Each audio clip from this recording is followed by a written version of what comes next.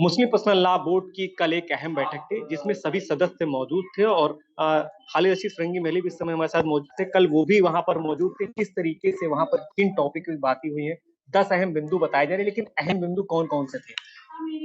कल all India Muslim personal law board के executive बैठक में कई अहम मुद्दों पर चर्चा हुई, जिनमें यूनिफॉर्म सिविल कोड है और प्लेसेस ऑफ वर्शिप एक्ट 1991 है, और उसी के साथ साथ कैसे मुसलमानों में तालीम को और फ़रोग़ किया जाए, और जो इस्लामी शरीयत ने जो मुस्लिम औरतों को हुकूक दिए हैं वो हुकूक उन तक कैसे पहुँचाए जाएं, इन तमाम बातों पर तफसील से गुफ्तगू हुई। एक कॉमन सिविल कोड जो इसका आप लोग विरोध कर रहे हैं, इसकी क्या वजह, किस लिए विरोध किया जा रहा है?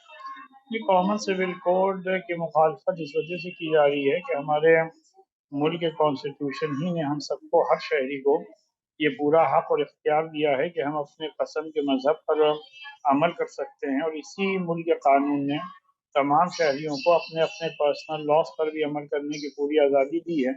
और ये सिर्फ मुसलमानों ही का मसला नहीं है, बल्कि जितनी भी कम्युनिटीज़ हैं सबके अपने पर्सनल लॉज हैं। और आप सब जानते हैं कि चाहे निकाह हो या और जो विरासत का मामला हो या खुला या तलाक के मामलात हों, ये तमाम मामलात वो हैं जो कि हम लोग अपने रोज़मर्रा की ज़िंदगी में अपनी शरीयत के मुताबिक ही हल करते हैं। और इसी के साथ साथ अपना मुल्क जो है, जहाँ के हर 250-300 किलोमीटर पे रहन सहन का और कस्टम और ट्रेडिशन और बोलने का अंदाज, खाने पीने का अंदाज, उठने बैठने का अंदाज सब तब्दील हो जाता है। लिहाजा आप पूरे मुल्क को किसी भी एक रंग में रंग नहीं सकते हैं। इसलिए जो मजहबी आज़ादी हर कम्युनिटी को अपने मुल्क के आइन और कॉन्स्टिट्यूशन ने दी है वो बरकरार रहनी चाहिए। ये कहना कि आर्टिकल 44 में ये कहा गया है हुकूमतों से कि जितनी जल्दी हो इसको नाफिज किया जाए, इस तरीके से मुल्क के कॉन्स्टिट्यूशन में और भी बहुत सारी बातें कही गई हैं। मिसाल के तौर पर शराब को ख़त्म करने की बात कही गई है और इनइक्वालिटी को ख़त्म करने की बात कही गई है। ये बात कही गई है कि माल और दौलत जो है इसे चंद लोगों के हाथों तक महदूद ना रह जाए, और इन्वायरमेंट है फ्री और एक अच्छी हवा है। ये तमाम वो बातें हैं जिनको भी कॉन्स्टिट्यूशन ने कहा है, लेकिन वो कितनी मिलती हैं वो सभी को मालूम है। इस वजह से बोर्ड ने तय किया है कि किसी भी मजहब में कोई मुदाखलत ना की जाए, किसी भी मजहब में कोई मुदाखलत ना की जाए, और यूनिफॉर्म सिविल कोड को मुल्क पे नाफिज ना किया जाए। ज्ञान व्यापी और मथुरा का मुद्दा काफी दिनों से चल रहा है, उसको लेकर भी क्या चर्चा हुई है?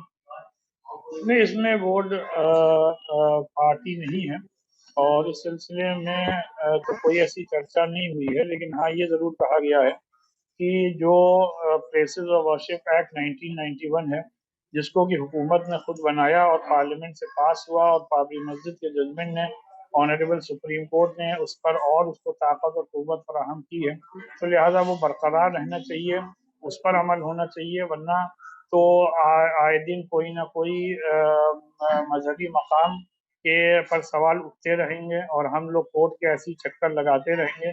इस वजह से कम्युनल हार्मनी के लिए लाजमी और ज़रूरी है कि प्लेसेस ऑफ वर्शिप एक्ट को नाफिज किया जाए। जिस तरीके से कल जो चर्चा हुई थी कॉमन सिविल कोड को लेकर, प्लेसेस ऑफ वर्शिप को लेकर, कई ऐसे मुद्दे थे जिनकी चर्चा हुई। फिलहाल जिस तरीके से साफ तौर से चाहे मुस्लिम पर्सनल लॉ बोर्ड हो, चाहे उसके सदस्य सभी का ये मानना है कि जो प्लेसेस वॉर है उसको देखते हुए जो कॉमन सिविल कोड है वो कहीं से मंजूर नहीं किया जाएगा, जिसके लिए कोर्ट भी फिलहाल जो मुस्लिम पर्सनल लॉ बोर्ड है जा चुका है। जहां एक तरफ सरकार कॉमन सिविल कोड की बात कर रही है, तो वहीं मुस्लिम पर्सनल लॉ बोर्ड ने बैठक की है और साफ तौर से इससे पहले भी कॉमन सिविल कोड को लेकर मुस्लिम पर्सनल लॉ बोर्ड है उसका बिल्कुल साफ तौर से इस पर इनकार था। प्लेसेस ऑफ वर्शिप का 1991 एक्ट का उसका जो हवाला है लगातार मुस्लिम पर्सनल लॉ बोर्ड दे रही है। हमारे साथ कुछ लोग मौजूद हैं, हम बात करते हैं। क्या नाम है आपका? ये अब्दुल लतीफ। लतीफ जी, जैसे कॉमन सिविल कोड सरकार लाने की बात कर रही है, लेकिन क्या लगता है ये सही है कि नहीं?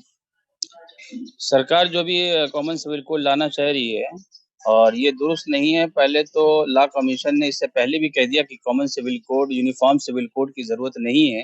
तो खुद लॉ कमीशन जो हर तरह के लॉ बनाता है और गवर्नमेंट को बता चुका, तो गवर्नमेंट क्यों बज़िद है इस पर कॉमन सिविल कोड लाने की।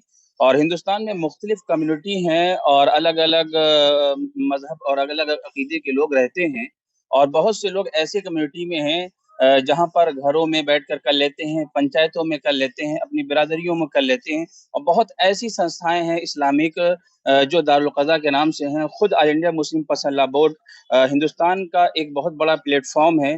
खुद जो भी दारुल क़ज़ा चलती हैं वो पर्सनल लॉ बोर्ड के अंडर में चलती हैं और बहुत सारे ऐसे मामले हैं जो कोर्ट में 1 तारीख अगर पड़ती है तो अगली तारीख 3 महीने, सिर्फ़ 3-4 तारीखों में साल भर गुज़र जाता है और वो दारुल क़ज़ा 1.5 महीने, 2 महीने में उस मसले को आपस की नाइत्तेफ़ाकियाँ हों, फ्री ऑफ कॉस्ट बगैर किसी पैसे का हल कर देता है, तो वो बेटर है या ये बेटर है? नहीं, सरकार का कहना है कि अगर एक कानून होगा आम नागरिक के लिए तो एक तरीके से सहूलियत मिलेगी, क्योंकि जिस तरीके से सहूलियत की बात करें वो एक तरीके से सभी को मिल रही है, तो कानून एक जैसा क्यों नहीं? सरकार को हमसे बेहतर जानना है, वही सरकार काम करती है। खुद लॉ कमीशन कह रहा कि इस कानून को लाने की ज़रूरत नहीं थी अब तक और लॉ कमीशन फिर खुद बताएगा, गवर्नमेंट ने फ़िलहाल के लिए उसको रोक दिया है, तो इसकी मतलब कुछ ना कुछ होगा। और दूसरी बात, ये चंद चीज़ों को छोड़कर बाकी जितनी गवर्नमेंट ने कानून बनाए हैं, उसी पे तो हर मज़हब का हर फ़िरके का लोग अमल कर रहा है। तो इसमें क्या ज़रूरत है बार-बार हस्तक्षेप करने की? बिल्कुल, और भी लोग हमारे साथ मौजूद हैं, हम बात करते हैं। क्या नाम है आपका? चांद कुरैशी। चांद भाई, ये बताइए, कॉमन सिविल कोड लाने की बात की जा रही है, तो इसको क्या लगता है, ये लाना ज़रूरी है कि नहीं? देखिए, कॉमन सिविल कोड का मतलब ये है कि हमारे देश में विभिन्न-विभिन्न तरीके की जातियाँ हैं और विभिन्न-विभिन्न तरीके के तबके हैं और उनके अपने-अपने उसूल हैं और अपने तरीके से वो जीना चाहते हैं। तो अभी तक के जो देश हमारा चल रहा था, वो एक खूबसूरत गुलदस्ते की तरीके चल रहा था और कॉमन सिविल कोड आने से एक पाबंदी ये ज़रूरत है और वो उस चीज़ को नहीं मानता है, तो उससे ज़बरदस्ती वो मनवाया जाएगा। तो हमारे क्या बहुत से ऐसे हैं, अभी आप चले जाइए, आदिवासी ऐसे हैं कि अगर आप उनके क्या जाइए तो वो तो यहाँ तक कहते हैं जिस ज़िंदगी में मैं जी रहा हूँ उसी में मुझको जीने दो, मुझे नहीं मतलब है। और तरह-तरह की जातियाँ हैं, अगर हम उन सबको डिस्टर्ब करेंगे तो देश के अंदर जो है एक अजीब-सा माहौल हो जाएगा। इससे बेहतर है गवर्नमेंट को जो बुनियादी काम है उस पर देखे तो वो ज़्यादा बेहतर है।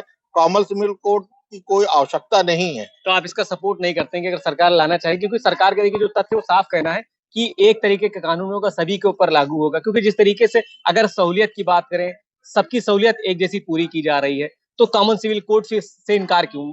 देखिए, ज़रूरत तो हर जगह पर अलग-अलग हिसाब से चल रही है। अगर हर प्रदेशों को देखेंगे तो आप अपने-अपने प्रदेश के अंदर अलग-अलग तरीके से जो है ना सारी चीज़ें हो रही हैं। आप उसको ना मान के चलिए कि वो ज़रूरत जो है ना गवर्नमेंट कर रही है।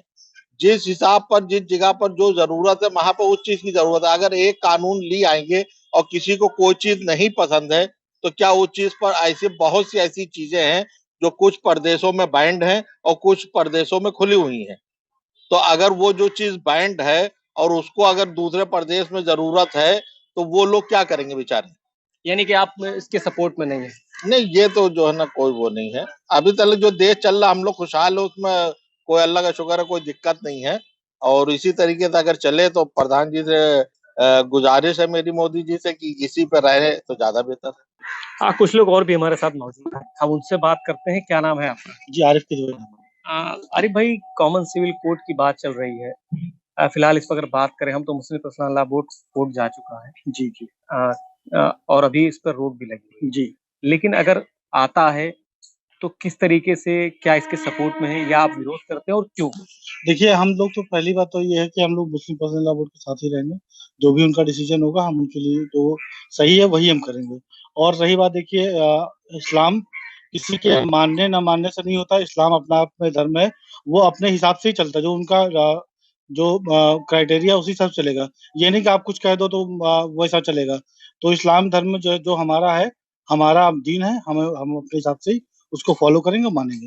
नहीं, बात यहाँ पर देखिए सबसे बड़ी बात समझने की है कि जो कॉमन सिविल कोड है वो आम नागरिक है, पूरा हिंदुस्तान सब एक जैसा कानून चलेगा। अभी क्या है ना, अभी अलग-अलग कई तरीके के कानून हैं, कई लोग अलग-अलग तरीके के धर्म के मानने वाले हैं।